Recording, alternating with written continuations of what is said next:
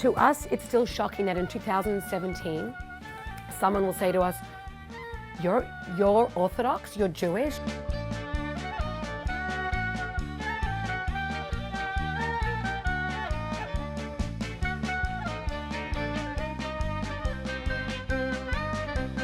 The areas of a woman's body that are sensual and that can stimulate a man, basically, and arouse a man, should be concealed.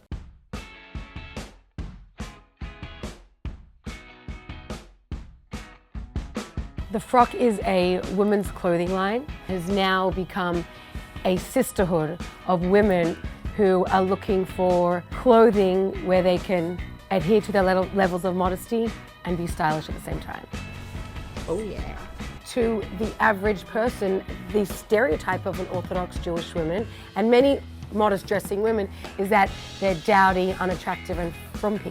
A skirt should cover the knees, be below the knees, or any dress or any blouse should be covering also till the elbow, and the low neck. The neckline should be covered. For me, as a teenager growing up, I didn't have this like warm, fuzzy feeling towards dressing modestly.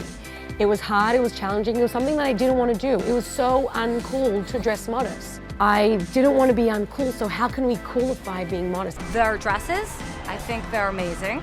I love them. I own probably a good 4 or 5 of them.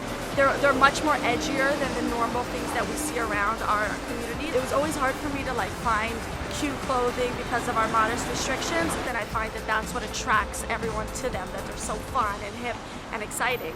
So many see that as a move toward modernity, and it's a line that they say we shouldn't cross. I can't believe this woman in this community, or these women, are wearing this and promoting this, and what's going to happen to our children. If our daughters see this and what's the next thing? Kind of, that was the reaction and the feeling. My advice to them would be, if they asked me, was, well, you don't have to cross lines, you don't have to necessarily be more controversial than necessary.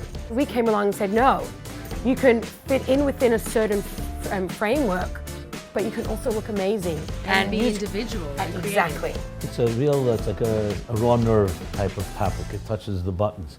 What started out as just like a small little business has now grown into a business where we are shipping to not only Jewish women in our community, to Jewish women all over the world. I love the idea that people are attempting to bridge the two worlds, and to show that traditional Judaism is very much with the times, can be very cool, can be very hip, can be very fashionable, and beautiful. We live in America. We live in the country that is governed by probably the most laws that you can, and we're known as the land of the free. So to us, having guidelines and boundaries doesn't take away our freedom.